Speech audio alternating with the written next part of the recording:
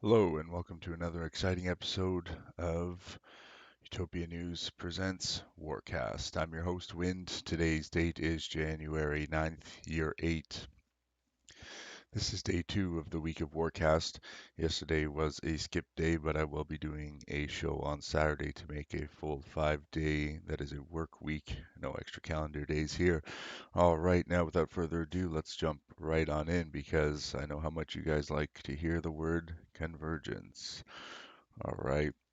Got my fancy 1-1 province here that does absolutely nothing except display how awesome the advertisements are.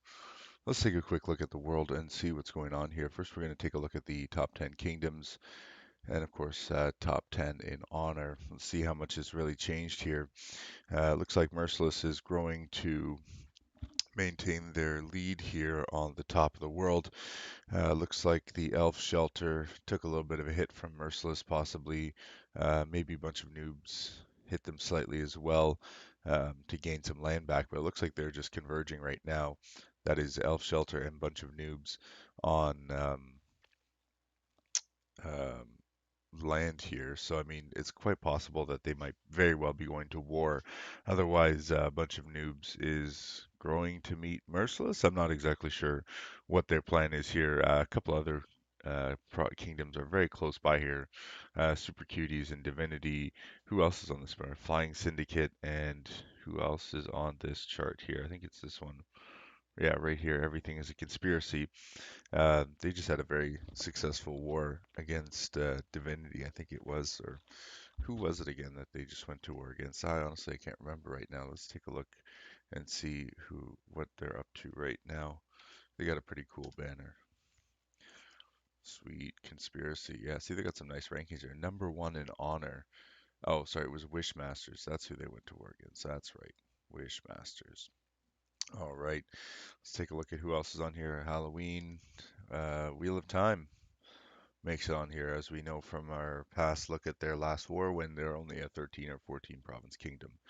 And yet here they are in the top 10 in land. What does that tell you about the rest of the world? I mean, well, that tells me most people are below 63 or 60,000 acres at this time, which is less than half of what Merciless is right now. So, the world's got some catching up to do.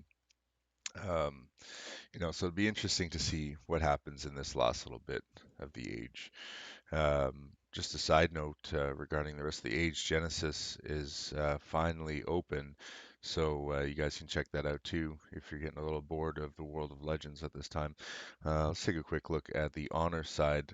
Everything is a conspiracy. Let's reload this page. I hate when the date overlaps over top of the legend there. There we go. So Elf Shelter, Muppets Gone Bad, Flying Syndicate, Unnamed Kingdom, Divinity, Themosaurus, Halloween, Super Cuties. Let's take a quick look here at some of these. Let's take some of these guys off here. There we go. Um, Divinity looks like they're not doing too hot in their war. We're going to look at that soon.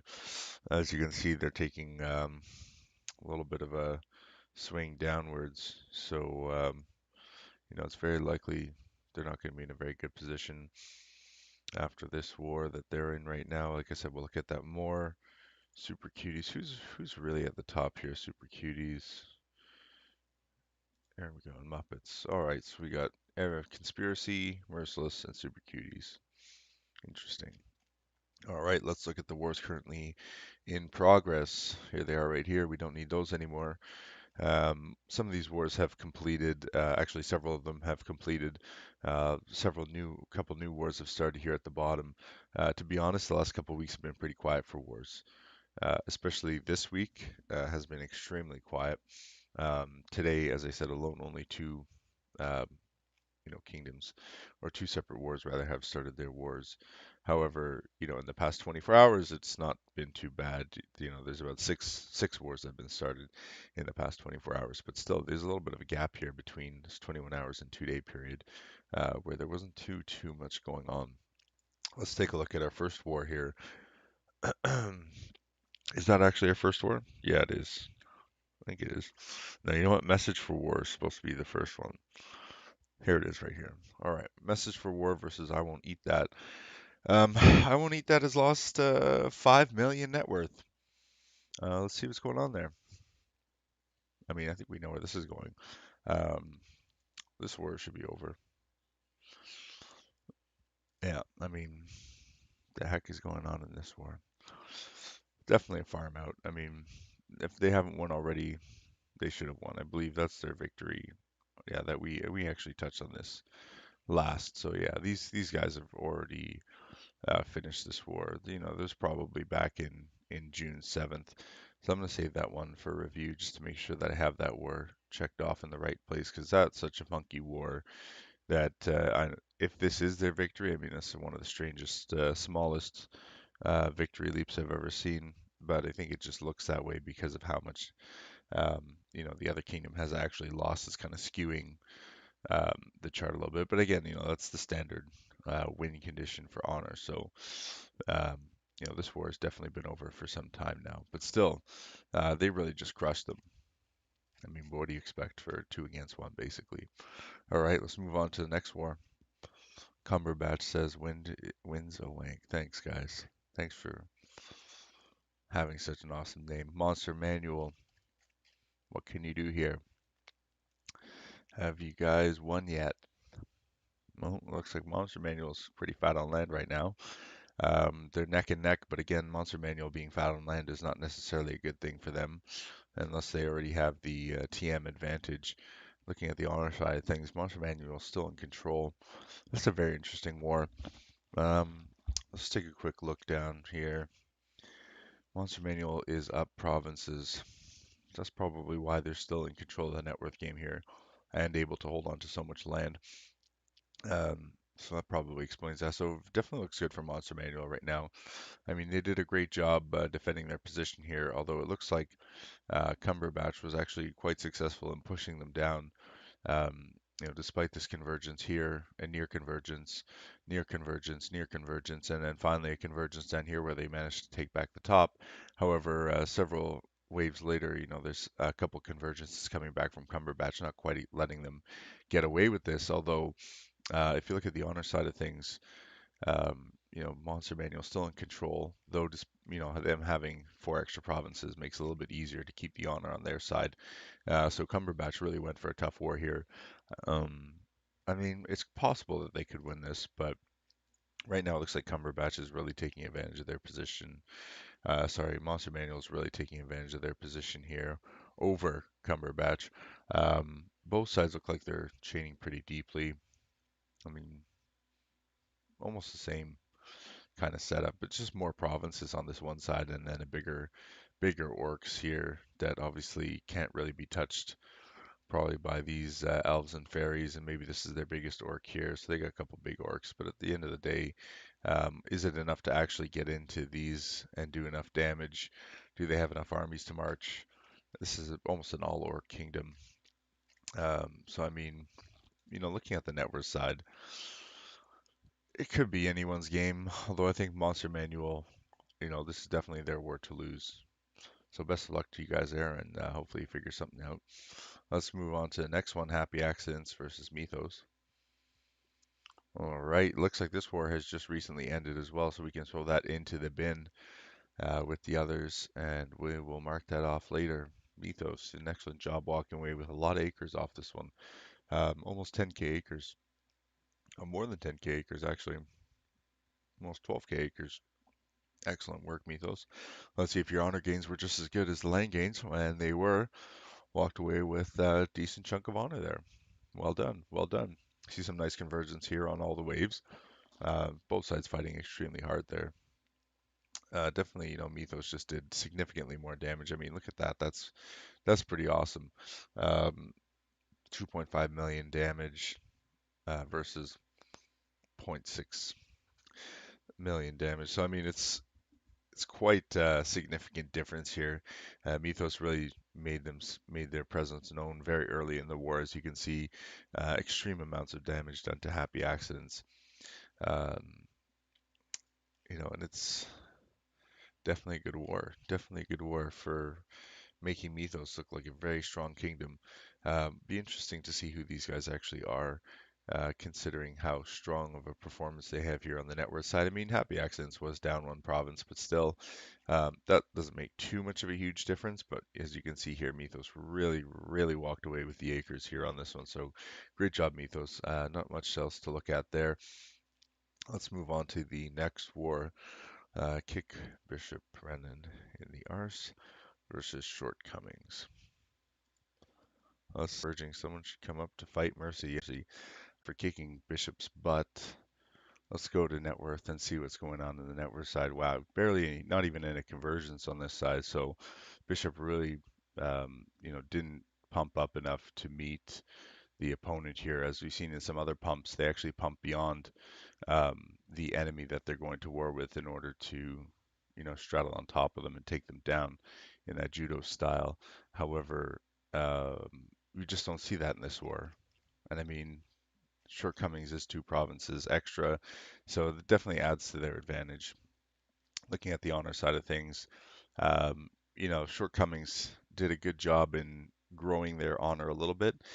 Bishop did a good job holding it, but that's definitely shows a little bit of you know maybe inexperience on Shortcomings side because that honor was theirs for the taking. There should have very well been a convergence on this one. So Shortcomings, I mean, definitely had a strong performance. You were up two provinces, however, and the Bishop Kingdom was full of avians. So that's you guys have a lot of gnomes here actually too, so that looks kind of cool. I want you guys to let me know how those gnomes worked out for you this age because there's a lot of bad rap around gnomes and a lot of players don't really like them so much. So any positive feedback you have would be awesome about them. But definitely, I think you guys could have done a little bit better job taking the honor because you really crushed them. Like to be honest, you really crushed them on the net worth side of things. And on the land side of things, you did a pretty good job as well.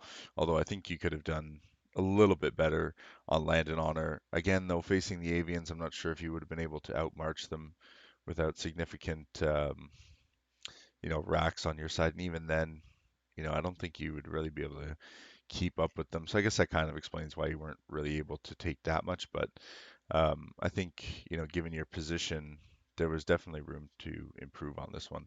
But great war, guys, and definitely good luck on the next one. So let's move on to this war. Actually, you know what? I did want to keep that one. So let's see, where was it? Happy accidents. There we go. Yeah, I wanted to record that for later, so I'm going to keep that off to the side there. What do we got here? Is this the Fluffylicious War? I thought Fluffylicious. Oh yeah, it looks like the Fluffylicious War has just ended as well, and it looks like uh, Themaramas, my God, Themaramas FSU has defeated Fluffylicious. Let's see, okay, so they have one extra province. It seems like to be a pretty common trend now. Whoever goes into the war with less provinces seems to be doing, uh, you know, have a less positive outcome, let's say. All right, so here's another example of what we were talking about before. Fluffylicious grows and pumps to meet the enemy, who is larger and actually grows bigger. So see how they grew bigger on this one? It gave them a much stronger starting position, and they were able to, despite the enemy converging on them a couple of times, they were able to actually stay in kind of an upper position for longer, or at least part of the time compared to, the last one that we were looking at. Where they didn't quite pump enough to meet the enemy, and they suffered greatly because of that. Although you see here, you're starting to see the same pattern anyway, which is generally common in kingdoms with less experienced leaderships in war, or just facing a really hard opponent that has a ton of leadership experience at war, where they just know how to mash you up and dominate you no matter what the situation is. I mean, at the end of the day, Blue Kingdom was waiting for Fluffy, so I mean, they had all the time in the world to prepare, saturate their wizards per acre and things like that. So I mean, you got to give it to Fluffylicious for driving. I think they did win their last war, so I hope they keep fighting hard because we need lots of kingdoms. We need everyone in Utopia to keep fighting hard.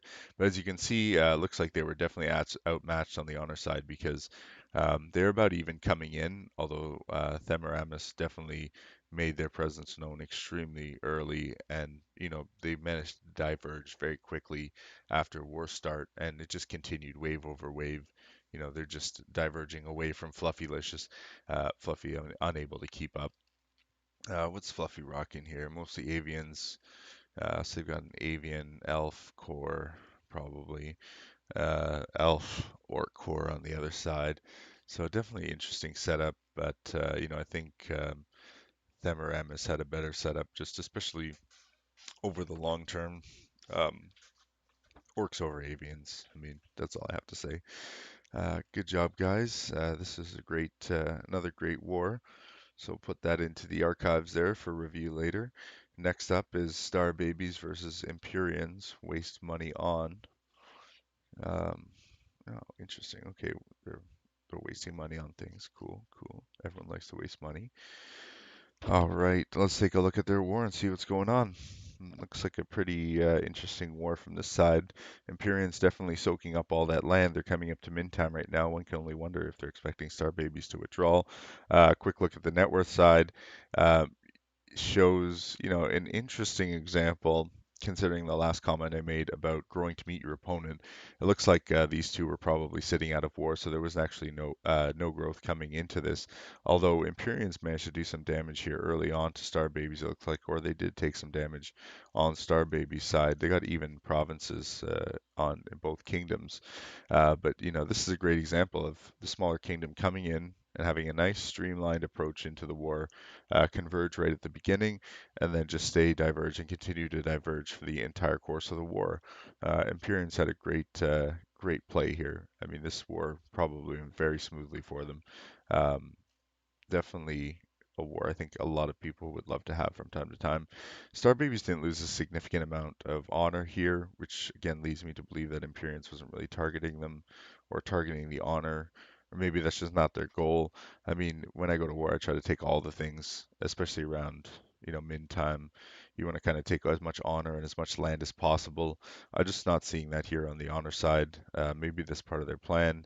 Maybe there's just not that much honor to take, but the bottom line is Star Babies has more, and Empyreans could be taking it just like they took this land.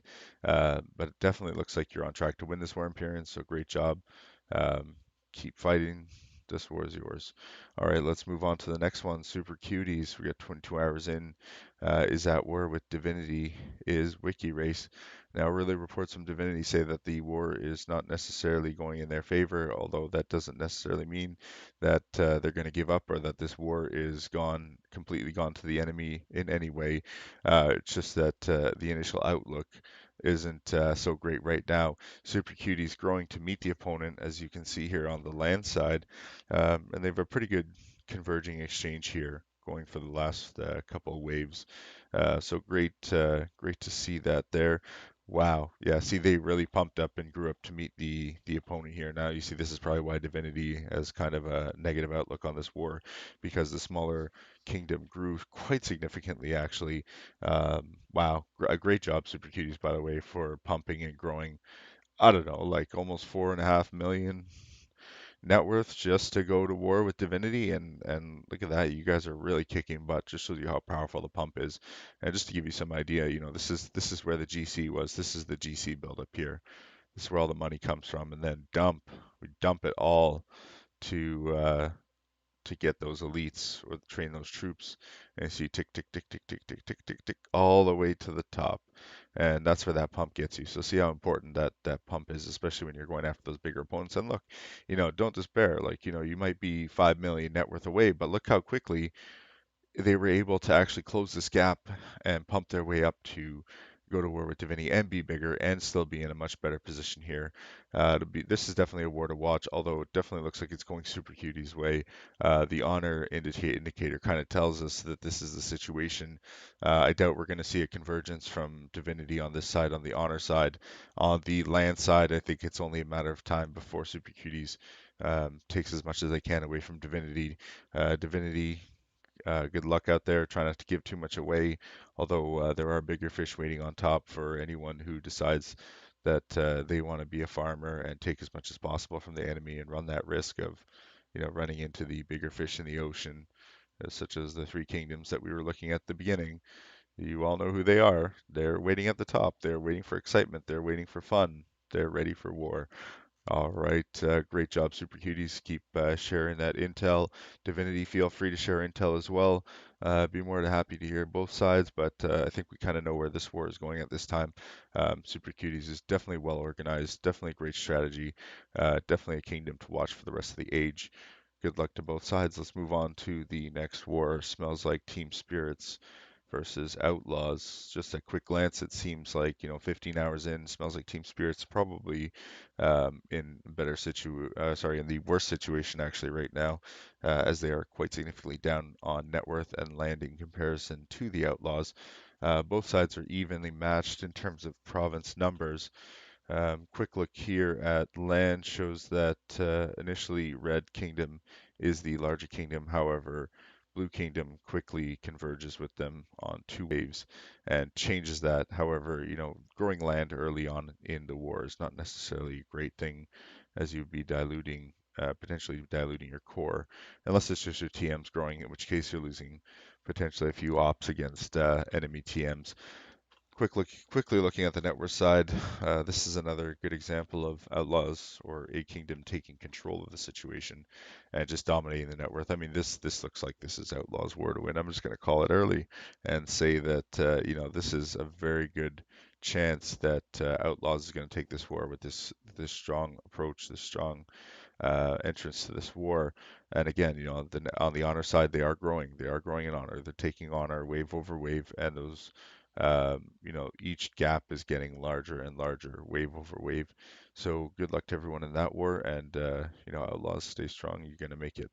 All right, Parabellum versus what caused the delay, PSO. We're 14 hours in. At best we got one or two waves to talk about here, hostile as well as their first wave going into the war. Land side of things, it looks like Parabellum is taking a little bit of a back corner here on the land, letting Blue Kingdom saturate a little bit. Quickly looking at the network side of things, that might not be working well for them. Um, and it looks like the Blue Kingdom is actually dominating net worth, and that's why they're taking so much acres to begin with.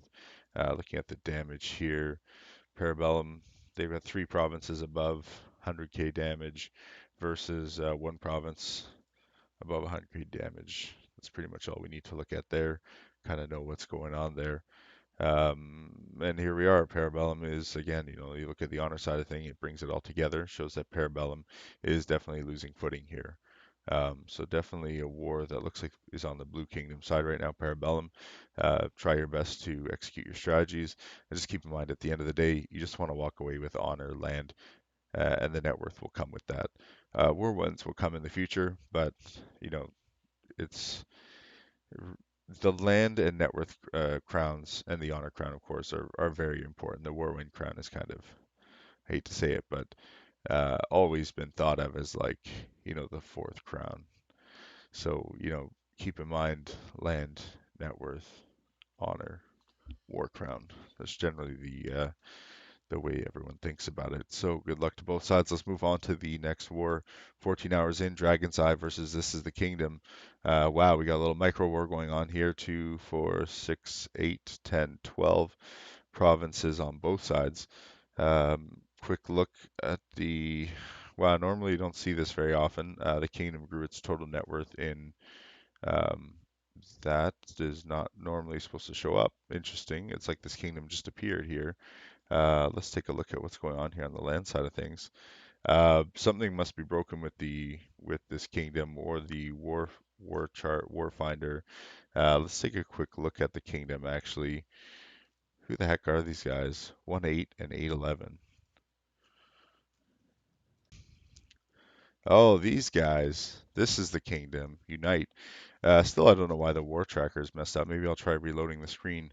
But we've all seen these guys before. I'm sure you all have. Dragon's Eye. Looks like that's Smog from, uh, if I had to guess, from the Lord of the Rings. Just laying in the gold when Frodo's looking for that stone thing that was lost, the heart or whatever. Anyway, it looks pretty cool. I wouldn't be surprised if this is that Dragon's Kingdom. Um, Again, I'm not sure why the target finder is showing such a messed up reading on this war. Let's try and refresh it and see what happens. Yeah, that's weird. I don't know. I've never seen that before. But normally, this will show you what they've gained or lost during the course of the war based on whatever your selection is. But this is showing as if this kingdom was just created after the war had started, as if they started from 000, which is very strange.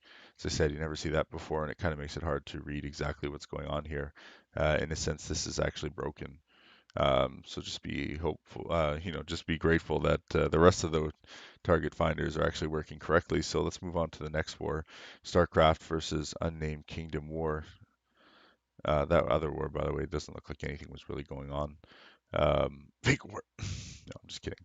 But it's definitely, again, nothing really going on here. Like there's no change on this side. There's got to be something wrong. Otherwise, these guys aren't even attacking each other, or the one side is not attacking each other, which is not a good sign.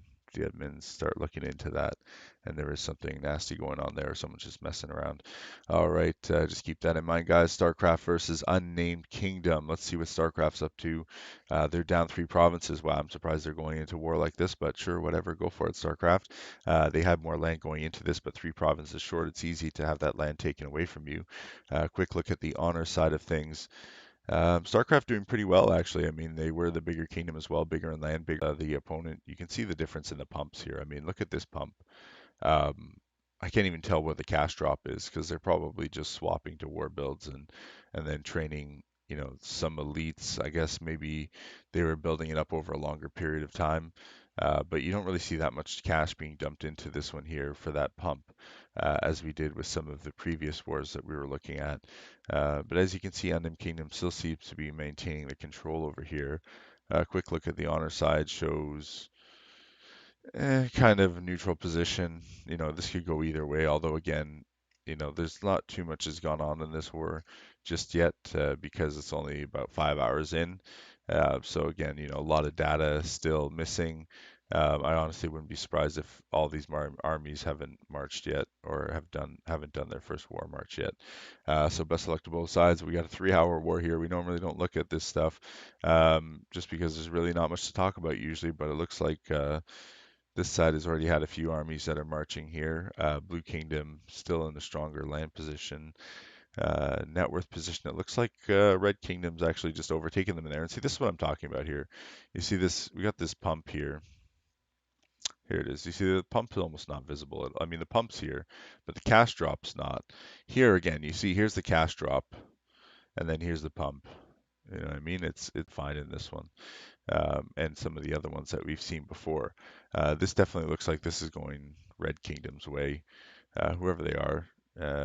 Definitely neutral in a sense on the honor side, but overall, I think this is definitely headed in Red Kingdom's direction. So, quick look at the charts here to see what is going on in the world. This is my war tracker here. I've got some work to do to update the stuff from today to make sure that I got that all in there. We're just going to take a quick look over here and see what we've got here. 7-7 being our comparative province, kingdom rather, because they are the biggest in the world at the moment. Just a quick, just take a quick look at what's going on with these guys. This is the net worth difference between all the other kingdoms. As you can see, some of these kingdoms are quite small in comparison, to Merciless. So they are, again, the biggest kingdom in the world. So I'm just filling in the boxes here. Every time I do some weird stuff, sometimes it kicks some of my formatting out. All right, there we are. So as you can see, there isn't too many kingdoms around Merciless's size right now. They're definitely quite large in the world at this time. Let's take a quick look at the wars and see what's going on. Who's undefeated, who's not. Looks like some of the top records we have. Most people have had 7 wars at least. Let's focus on those who are really war hungry. You know what? I'm going to clear all these, and I'm just going to go like this. There we go. So really, there's only 3 kingdoms. We got 2-6, 6-5, and 7-7. Super Cuties is currently in war right now. so it's with Divinity. So it'd be interesting to see where they end up after that war and how much they can take away from Divinity. But in terms of them meeting up with Merciless, I think that's not very likely. They got to grow about double their net worth to get up there. So I just, that's not as so feasible right now. Let's switch it around and let's take a look now at who is undefeated in the world. Now, I mean, despite one war is one war, two wars is two wars. We just want to see who is gone the longest being undefeated. There we go. So 4-4 seems to be our top record. Looks like Divinity has a nice 4-4 record, although it looks like with their current war to Super Cuties, if they do win, that war will break their undefeated record. Now everything is a conspiracy. The 7-2 Kingdom, again, they're number one in honor right now. So one would argue that maybe they are the top undefeated kingdom at this time, as they are one of the largest kingdoms. Oh, looks like the world is ticking right now. Everything's updating on my chart here. You saw it just happen. Sweet. Awesome. All right, cool. Now that we've seen that, a number of other kingdoms. Wheel of Time. Wow, that's quite a lot of wars for a micro kingdom. Excellent, excellent work, Wheel of Time. Excellent work. PM for War and LOTR is actually not far behind with 3 for 3. So there are some undefeated kingdoms here. So great job, everyone.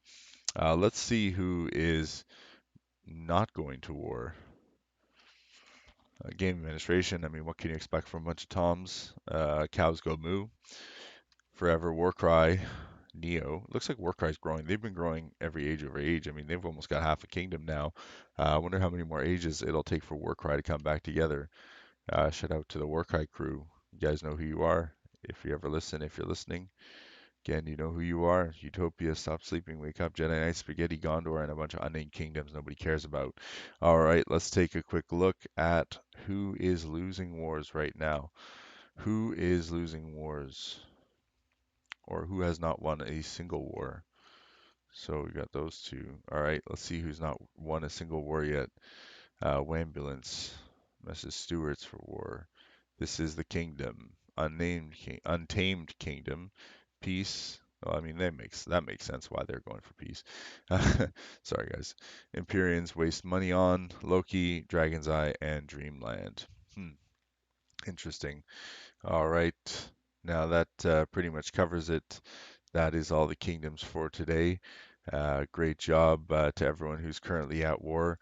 Quick review of some of the kingdoms currently at the top. We've got Conspiracy here, top honor kingdom.